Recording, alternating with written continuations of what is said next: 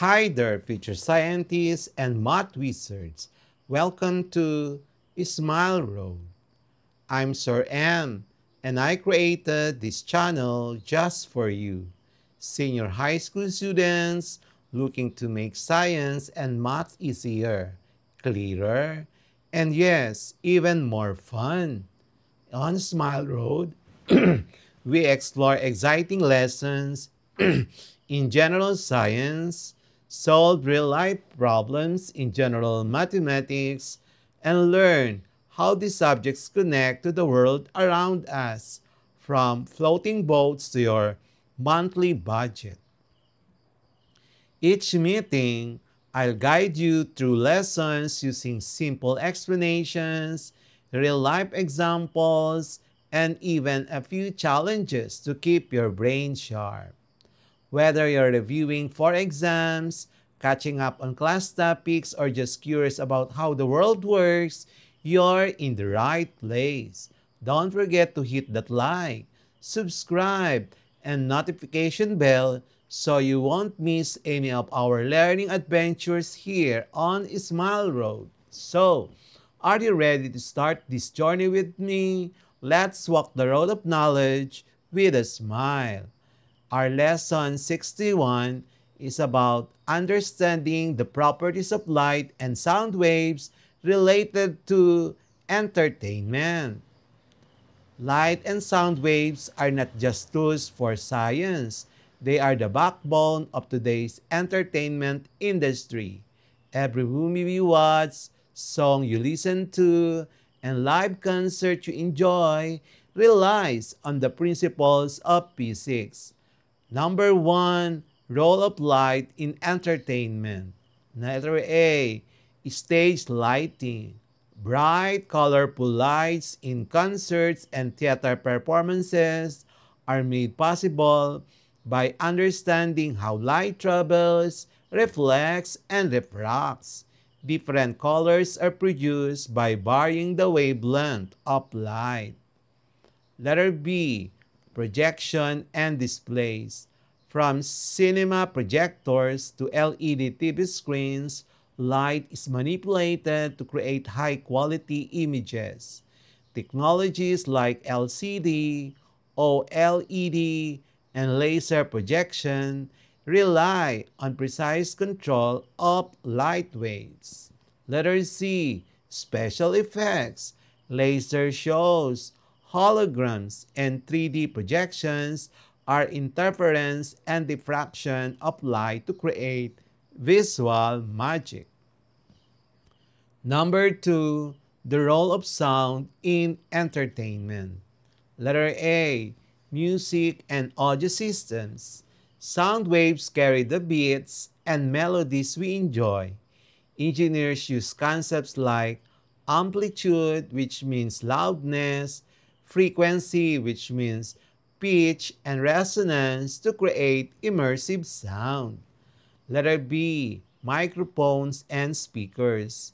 Convert sound waves into electrical signals and back again using vibration principles.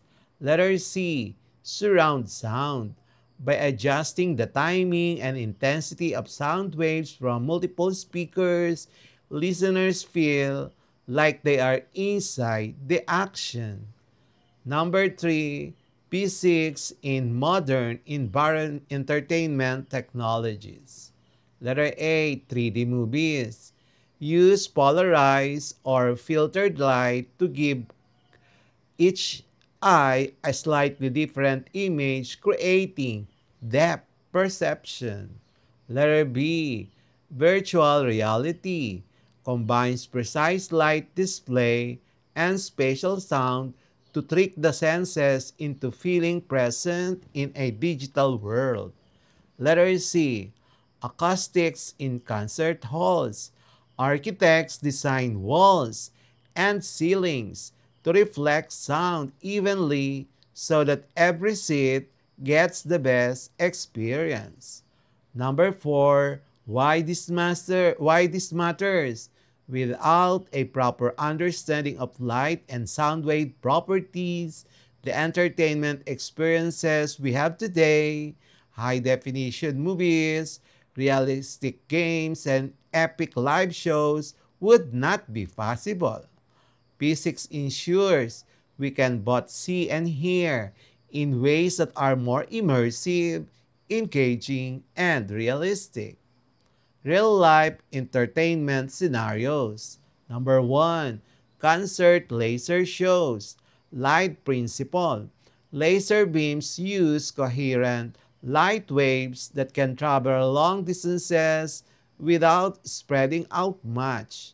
Effect in entertainment creates dazzling patterns and colors that sync with music beats, making live performances more exciting. Number 2, movie theater surround sound.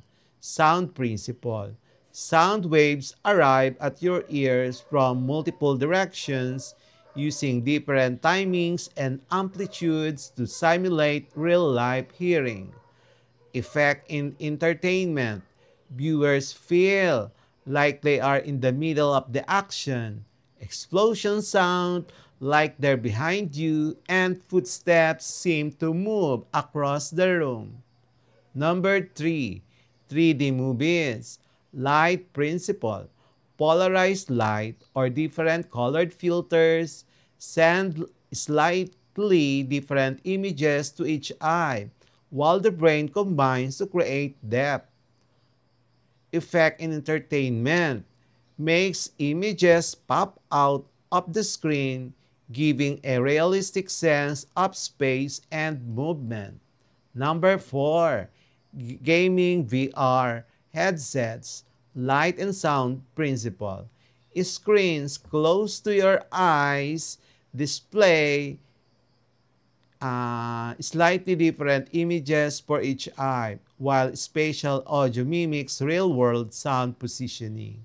Effect in entertainment creates an immersive environment where players feel physically present inside the game world. And number 5, music recording in a studio, sound principle. Microphones capture sound wave vibrations which are then modified using equalizers and mixers to enhance the tone and clarity.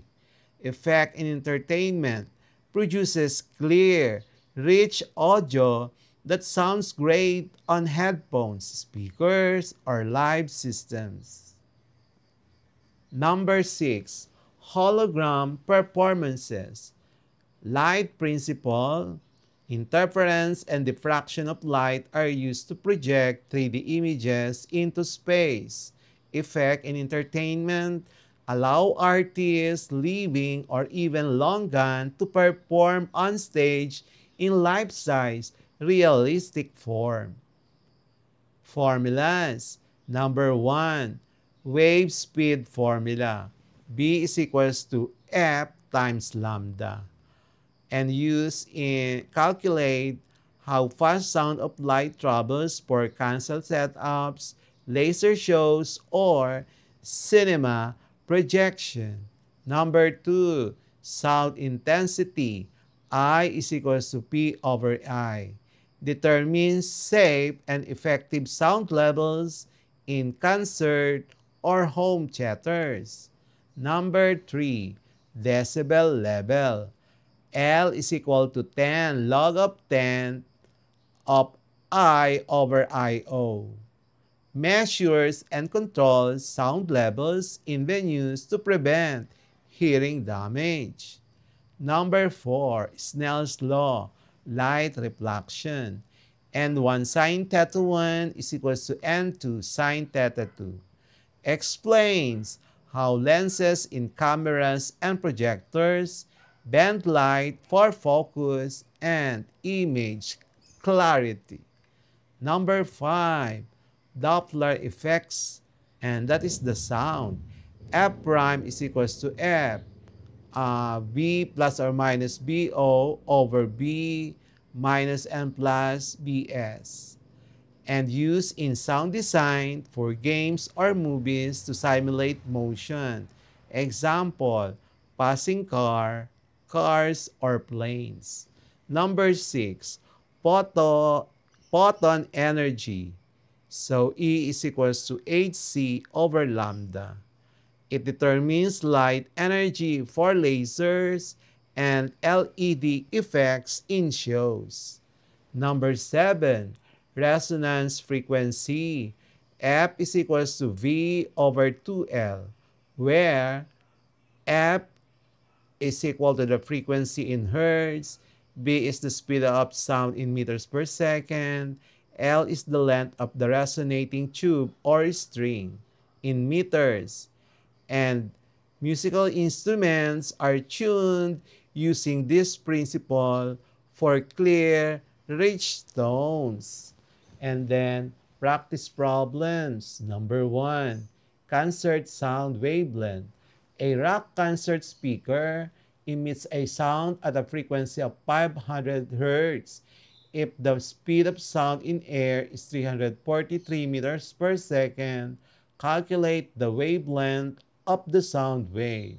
Given F is equals to 500 Hz, B is equals to 343 meters per second, required wavelength, and use the formula lambda is equals to B over F, substitute the given data, the final answer is 0.686 meter. Number 2, decibel level of a chatter. A home chatter speaker produces a sound intensity of 2.0 times 10 raised to negative 5 watt per meter squared. Using the threshold of hearing as 1 times 10 raised to negative 12 watt per meter squared, determine the sound level in decibels. Given I is 2.0 times 10 to the fifth watt per meter squared, and our reference I/O is 1 times 10 raised to negative 12 watt per meter squared. Require the sound level L in decibels. So, use the formula L is equals to 10 log of 10 of I over I/O. Substitute the given data. The final answer is 73.01 decibels. Number 3, laser light energy in a show. A stage laser emits red light with a wavelength of 650 nanometers. Calculate the energy of a single photon from this laser. So given lambda 650 nanometer, and that is equivalent to 650 times 10 to the negative 9 meter. The Planck's constant H is 6.626 times 10 raised to negative 34 joules. Required the photon energy E. So use the formula E is equals to hc over lambda. Substitute the given data, and the final answer is 3.06 times 10 raised to negative 19 joules. Number 3, Doppler effect in racing games. In a racing simulation, a virtual car horn emits a sound at 600 Hz if the car is moving toward the player at 25 meters per second and the speed of sound is 343 meters per second. Find the frequency of the frequency the player hears. And given the emitted frequency 600 Hz, source speed toward listener B S is equals to 25 meters per second. The wave speed B is 343 meters per second. And then required is F prime. So using the formula, F prime is equal to B over B minus Bx times the F, and substituting the given data, the final answer is 647 Hertz. We will have the next part of this lesson number 61. See you in our next part.